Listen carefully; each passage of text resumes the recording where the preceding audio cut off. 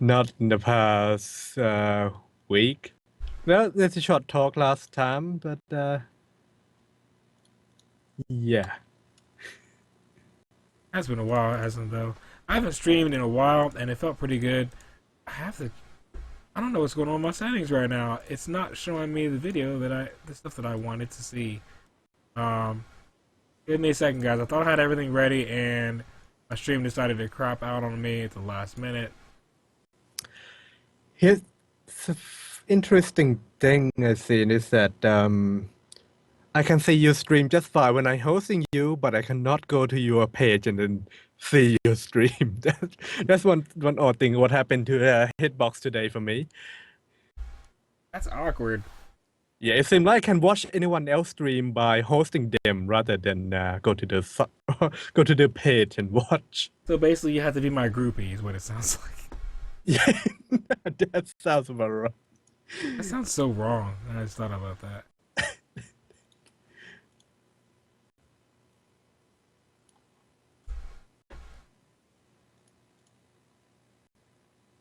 How does the audio content sound, everybody? How's everything sound? Does it sound good? Does it sound bad? Does it sound generic? We are streaming this live from Hitbox.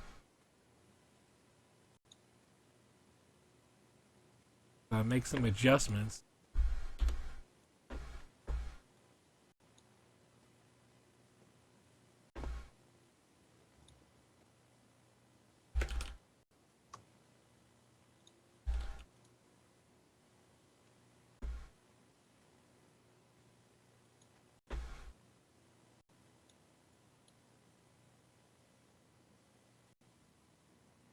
Why is it doing this again? Actually, I'm not quite sure if. Oh, wait, okay. The There sound's we rather go. low. So the sound's rather low? Yeah, your microphone. No, I got it all the way up. Actually, it should be right now. It just the try to distinguish the sound from Skype and on the stream itself. Maybe I'm not the best person to checking if the sound is alright.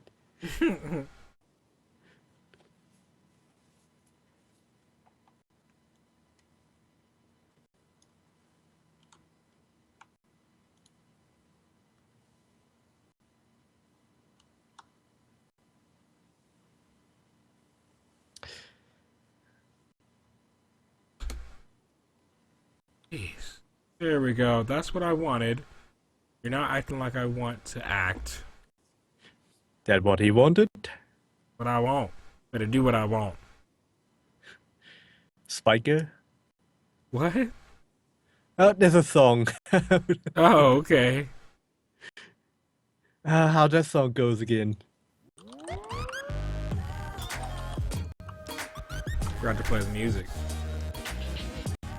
Alright, everybody. Oh, wait. Let me change my titles and such. People don't think I'm playing a game.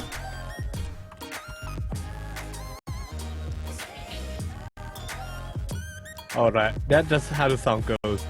I'll tell you what I want, what I really, really want. So tell me what you want, what you really, really Some of the want. Spice Girls. Oh, it's funny. It's funny.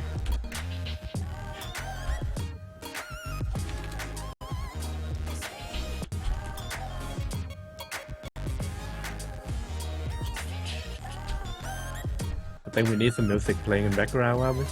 Yeah, This is, you know, makes the podcast, authentic. Yeah.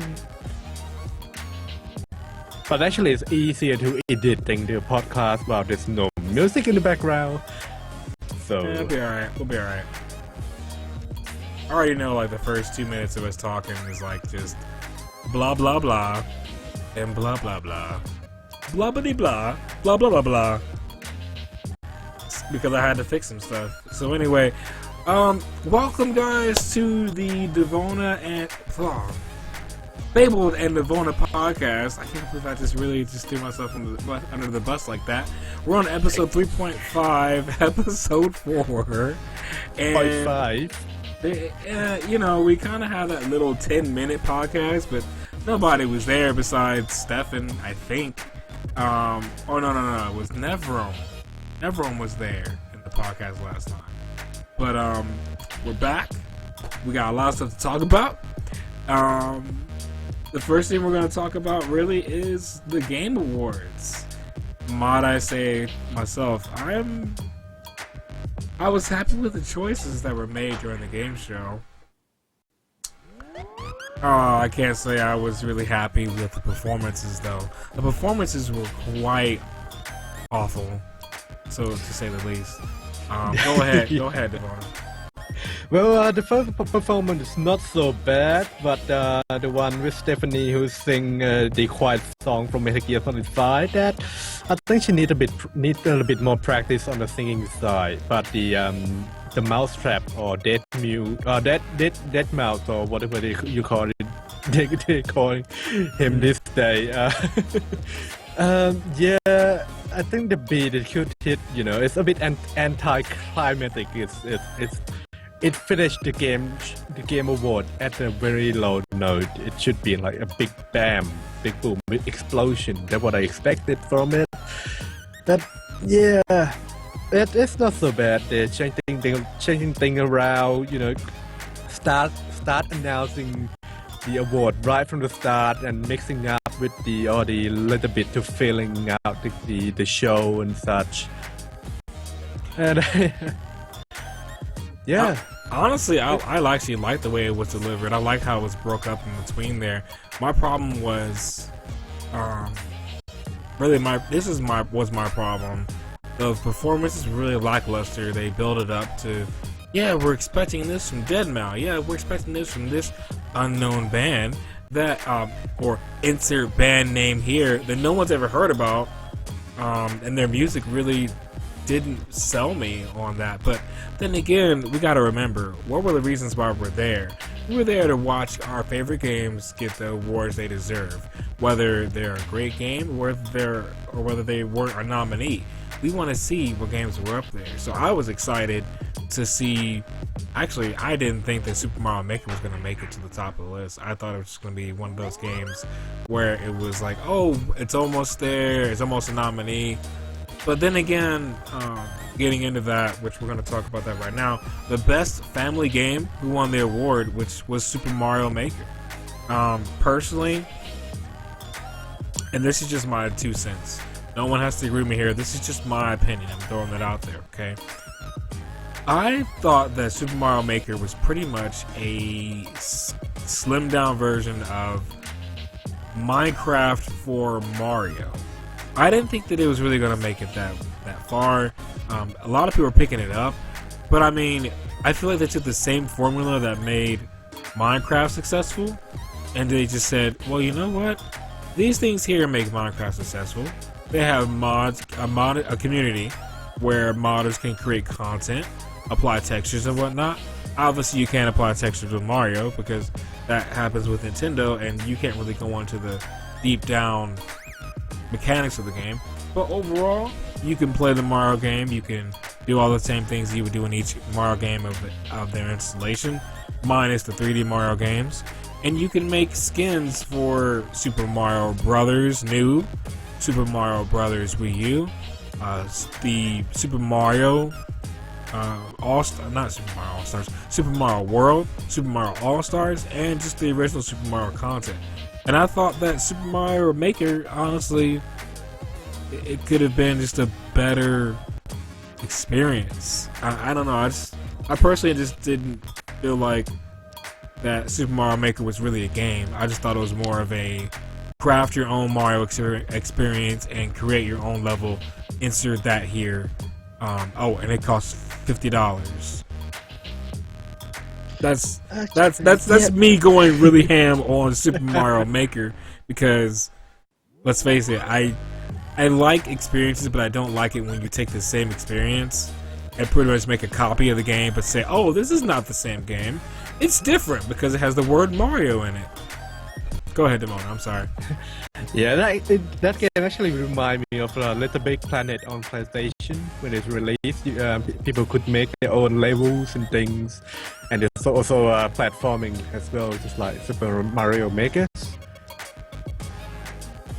Yeah. And yeah, I think this game popular with all I see all I see is that people just making there's a two type of levels. There's a level that's challenging, and second levels is for make pranking or a troll levels where there's one of these Super Mario Maker levels who made it, and all you did just sit on the block where the block is going from left to the right of the levels, and while it's going through, the song is playing. It's never stop, never gonna give you up from yeah. And that's that's like I've actually ended up watching one of the YouTubers that went to whole maker. I think it's a Gaijin Goomba who went into a lot of research about just how all that started, from just taking music that they've already had or shows they've already had and just monopolizing on those ideas and then turning it into an actual recreation of the same music that you hear at home or on the go and make it into your Mario game. And that just makes it easier for them to do it in Super Mario Maker, which again sets the example that Super Mario Maker does not fit the mold of a game, but you're making levels in a way. So it's like a mobile game, but then it's not, because it's for a console system. And so that's kind of where I'm like, I'll buy it if it's on sale, but I won't. But be then excited again, to buy it. it's still a game, so you still play exactly like a game. But the level, instead of all being made by developers, it's just allow everyone to try their hand on level designing and then put it out there for people to check them out. So yeah, I'll still say it is a game because you can play through it, and you can get some high. It still have a leaderboard on each level, so I'd like to see who's at the top and things like that. So it's still a game itself. It's just the content is not been fully made by developer. That's pretty much it for the level. I agree. I don't know what I was thinking there, but yeah, you're right. Thanks for reminding me of that. So we saw that Mortal Kombat 10 and Mortal Kombat X made the best fighting game, which there weren't a lot of fighting games this year, so it was pretty much going to win that position. Multiplayer games, Splatoon, I agree with that. I wholly agree with that because the game is amazing. They're consistently pushing out updates. It's literally a new IP from Nintendo, and I want them to keep going. Let's see. Let's go over. Now, what do you think about the esports? Counter-Strike getting esport game of the year. What do you think of that? Counter-Strike? Got esport. Well, it's rather popular. It's been. But here's the thing, though, the Counter-Strike has been remade for so many times since, the original, where it was a mod for Half-Life, and now it's gone to Counter-Strike Source, and then now it's a Go. It's not the same game. It's just a little bit of tweak and things like that, and change the engines. I just think the award it should go to something new rather than actually released this year, rather than being the old game. It's not even released this year. It's been the old game from when the game released for Counter-Strike Go. So yeah, they should have a look at other game that recently released rather than doing that. Unless if the criteria is being the popular, being a popular esport. I'm not sure what the criteria they made for it. So, could you remind me what other game is it on being nominated for the esport? The games that were nominated for the esport. Let me get that for you. Just a second.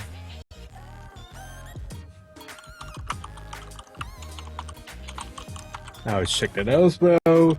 But I just think the other game this has a potential of rather than Counter-Strike Go. Yep.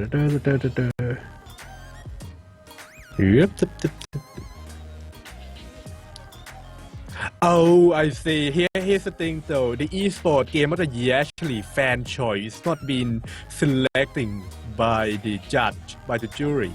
Oh, okay. So it's not being selected by a committee. It's more of fan choice. That makes sense. Because So everybody it's being- plays. Everybody Yeah. plays.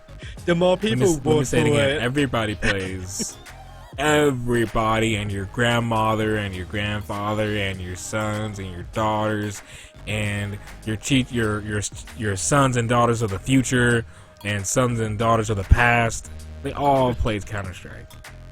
yeah, and I'm pretty sure below Counter-Strike itself would be League of Legends. That would be second place who got the most vote.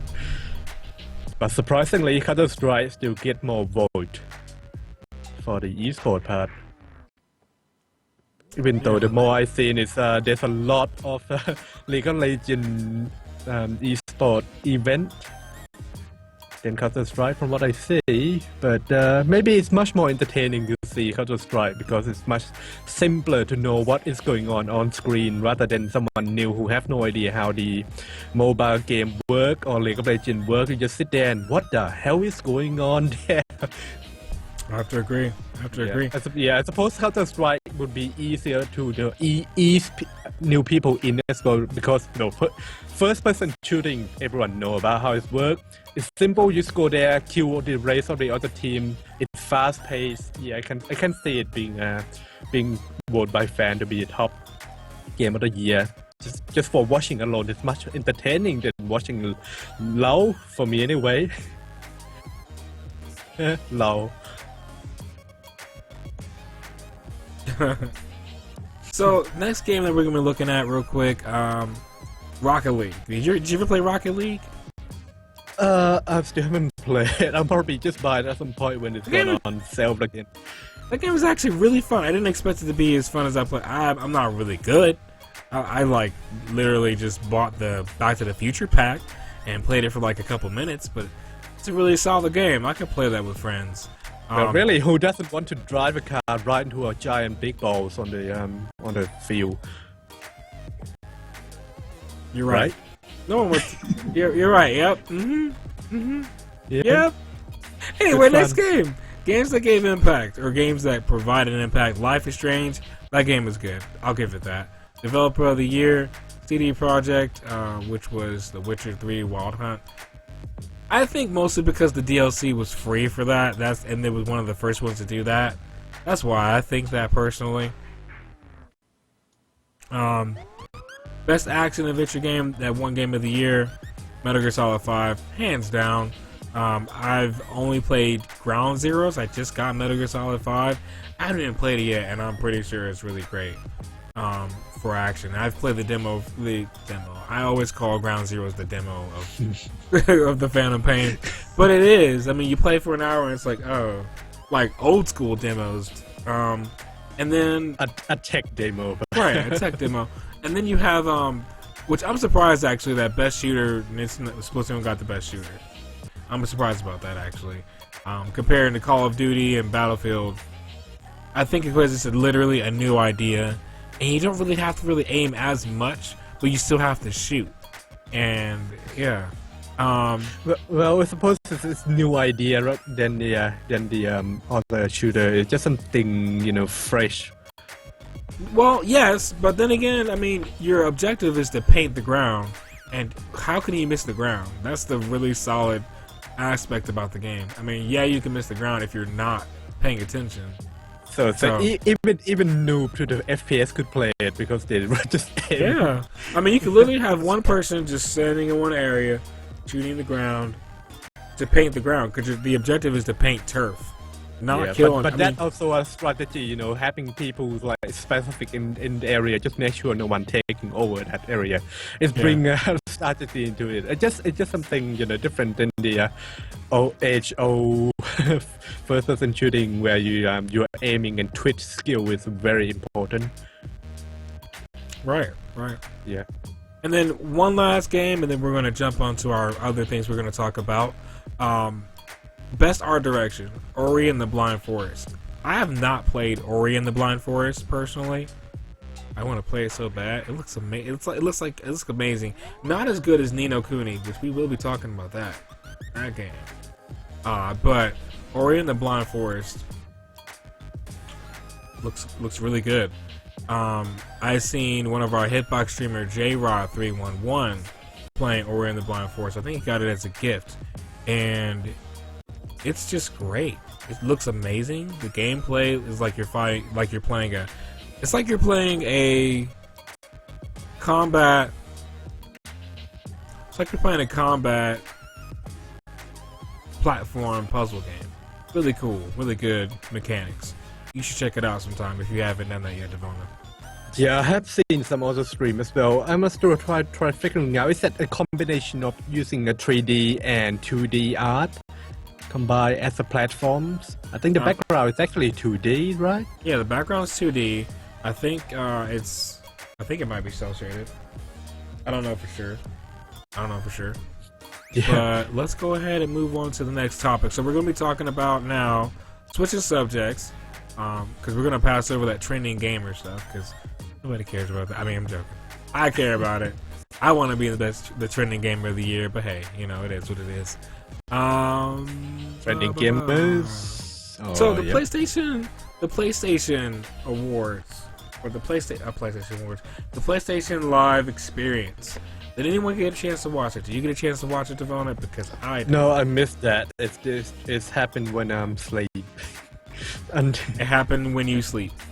Yeah, and I woke up and okay, so this is all the news. Why missed that part. Did that show up? There we go. All right, so this is Final Fantasy VII Remake.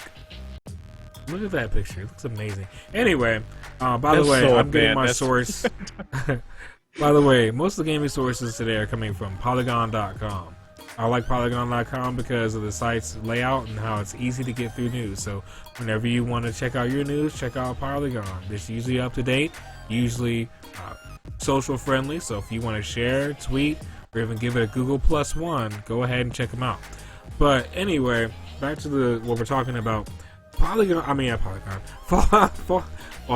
Final Fantasy VII. That game looks so beautiful. They have that as the first opening event at the PlayStation Experience conference. Now, as we both talked over the weekend after watching this, we both found out that Final Fantasy VII is going to have a multi-part series. Now, I'm not happy about that. Somewhat. Because originally the first... Go ahead, Devon. But then when they said multi-part, it's very vague though. They're not exactly telling how it's going to be multi-part, so people just kind of guessing. Is it going to be episodic game? Is it going to be like they're afraid their content is going to be cut out, and they're afraid that the game going to be turned into linear RPG rather than being open the area where you can go anywhere and such. But here's the thing: the Square Enix did mention that the place itself is really huge to exploring, especially like in the picture here, a whole area is explorable. So just need more detail on that, how the multi-part is going to work. But people does have some skeptic about the game being split into chunks into a multi-part rather than have a whole package at once. Hold on for a minute.